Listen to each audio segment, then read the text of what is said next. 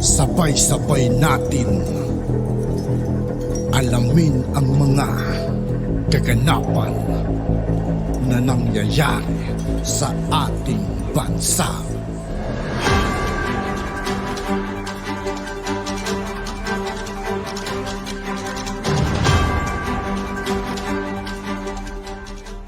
Yo, what's up mga kaibigan? This is I2K po again. Ngayon nandito ulit tayo sa channel ni Banat Kapanig TV. Dito naman ulit tayo magbibigay ng komento at reaksyon. Kasamahan nyo ako guys. Let's go! Po, no? Nagtataka po tayo bakit po pinagdududahan, no? Ang dami po nagdududa. Ibibigay po natin sa inyo kung bakit po itong mga tao ngayon ay nagdududa sa naganap po na pinakamalaki, isa sa pinakamalaking pagkasamsam ng droga sa Pilipinas, no? Bakit po kaya pinagdududahan ito, no? Wala tayong makitang dahilan. Isa po sa pinagtatalunan ngayon, no, ay ito po, kaduda-duda raw po. Isang araw pagkalipas na makahuli ng almost 2 tons, 1.8 na tonelada ng hindi na po pinaghinalaan, kinumpirma na nila na shabu, no, ay ngayon po ay pinagdududahan. Sa social media po, ang dami pong pagdududa. Pwede naman nating isa-isahin yung mga pagdududa na yan, no? Ito po, ayon po kay Roque, halata naman yan kung biggest drug hole, bakit ka magpapa-checkpoint? May katwiran din, eh. Di ba? Lahat po, ito, isa sa mga teorya to, no? Sinasabi nila, kung alam mong droga yung dala mo, bakit? Hindi kasi yung checkpoint po, hindi po ano eh. May mga checkpoint po na regular checkpoint at meron pong checkpoint na yung ginawa po para yung biglaan na checkpoint. Ano bang tawag doon sa checkpoint na yun? Yung para may huhulihin kayo dahil nabalitaan ninyo na may droga o kaya may sasabatin talaga kayo. Ito po ay normal, no? Normal na checkpoint po, no? Kung alam mo na droga yung dala-dala mo, bakit ka doon dadaan? 'Di ba? Sa checkpoint. Yung mga nag-checkpoint, bakit nila alam? Ito pa ang duda ni Roque, ha? Yung mga nag-checkpoint, bakit nila alam na shabu yun? Correct din. Usually, yan ay nagkakaroon talaga ng specialized training para malaman kung ano yung shabu at saka dinadala kagad yan sa laboratorio para ma-confirm na shabu nga siya. Pero bakit alam nung ordinaryong mga nag-checkpoint na shabu nga siya? Ngayon, nagkakaduda tuloy ang taong bayan. Totoo ba tong panghuli nito o ito ba ay isang stage? Yan, ha? Ito ay tanim. Scripted. Hindi po ako nagsabi niya na si Roque po yan.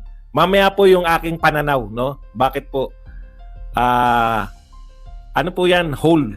Yung, kumbaga, yung pinakamaraming nasamsam. Okay. Ano pa ba? Ito po, daming duda. Ito naman sinabi ni Manuel Sevilla.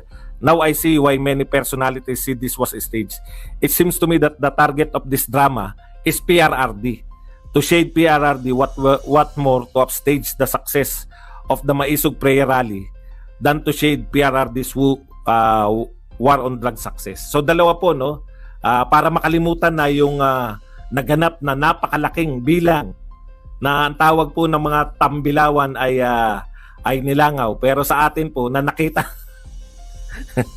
yung iba talaga mga tambilawan, no? Ang tingin nila nilangaw. Pero sa totoo lang po, yun po ang pinakamalaking political rally. Labas po ng mga kampanya, no? Sa mga kampanya po. Okay.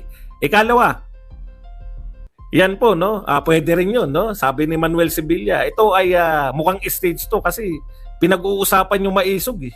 At saka, bakit ang tira kagad ay war on drugs ni Pangulong Duterte? Bakit kung ito ay totoo raw na tagumpay, bakit biglang mangangantsaw na walang namatay, kakantsawan yung war on drugs ni Tatay Digong, etc. So yung isa pa, yung bakit walang escort, di ba? Bakit walang escort?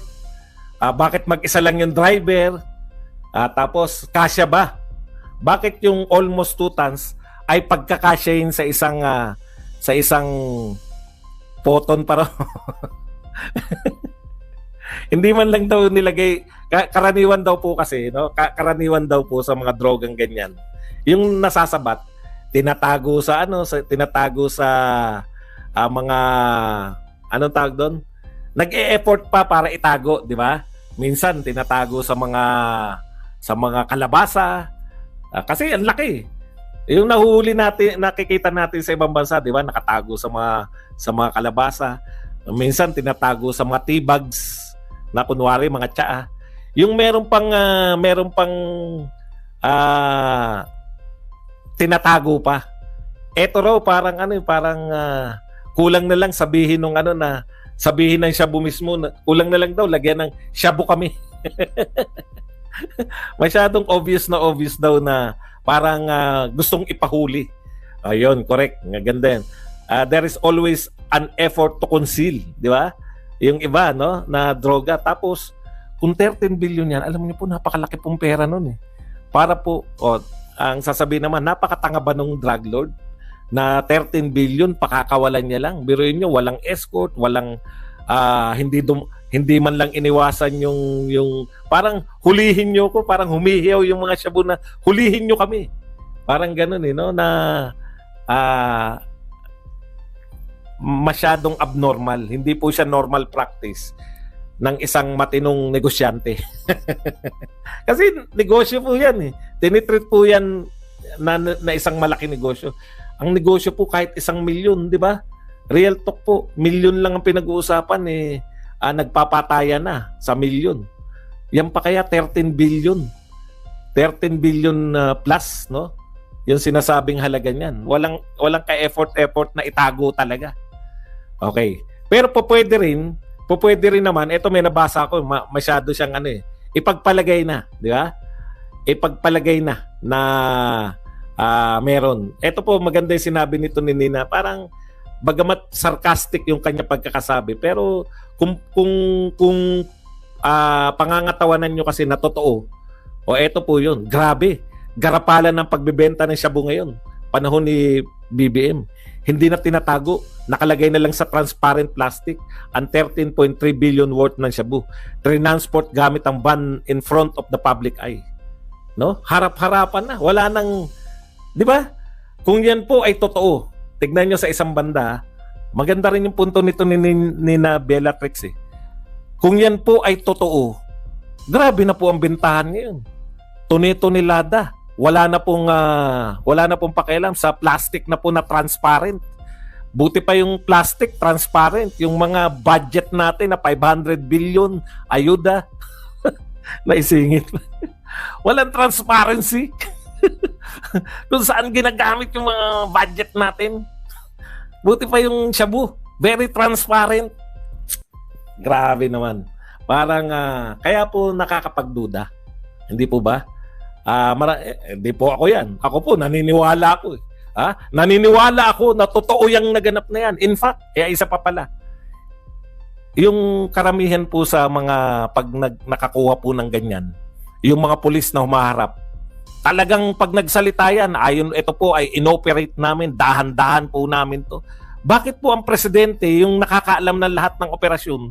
Tapos may isang pulis po na nagsalita na meron pa pong sinabi yung Pangulo na pasensya na kayo kasi itong kapulisan natin hindi to sanay na magsalita tungkol sa hindi to sanay na magsalita sa press. Bakit po merong ano tawag diyan, no, yung kung ano man yung maging kapalpakan nitong pulis na to ay pagpauminan niyo na kasi hindi talaga siya sanay. Samantalang yan, di ba? Pina-practice po yan eh. Yung mga ano po ang nagsasalita diyan, ganito po. Pero kung yun nga po yung isa pang kaduda-duda, no? May nagsabi po kung yung pulis na yan talagang involved sila na ano nila, kaya niyang ikwento. Ito po, as of 5:30 AM ay sinundan na namin tong ban na to. Nung nakarating po rito sa ganitong lugar, pinagdudahan na namin dahil ganito po, no, na kaya niyang magkwento. Kaya pagdating po rito sa checkpoint ay pinara na namin, no, naabisuhan, ganun sana, no. Yung medyo kapanipaniwala yung mga kwento. Nagkukwento yung Pangulo natin eh. Alam niyo po, ang husay po ng intelligence po ninyo, Mr. President. Alam niyo po naganap sa lahat ng operasyon. Ito ay bahagi ng hindi natin minamadali. Itong ating ay wala pong namatay. Ang point ko, alam na alam niya yung operasyon ng ng kapulisan tungkol po rito sa Shabu. Pero yung 2 taon na siya, hindi niya alam kung may secret deal ba o wala.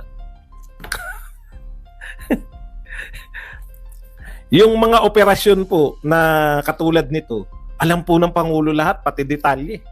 Pero po yung mga kasunduan at kung may pinamigay yung dating presidente sa isang bansa, clueless. At ang pinakamalupit po, ito po pinakamalupit ayan, yan po yung mga ilan. Kung meron pa po kayong naiisip, pwede nyo naman pong ihabol, no? Nasabihin. Ay, isa pa pala. Ito po, hinahabol nila, no? Na ano daw kasi yung si Pangulong Duterte po ay natabunan na. Si Coach Bokbok talagang natabunan na raw yung war on drugs. Yung 6 years na war on drugs ni Pangulong At yun nga po mga kaibigan, dito po nagtatapos ang ating reaction video. Muli ako po si I2K ng Sundalo ng Dunggalo. Maraming salamat sa patuloy na pagsuporta. Yeah, peace out.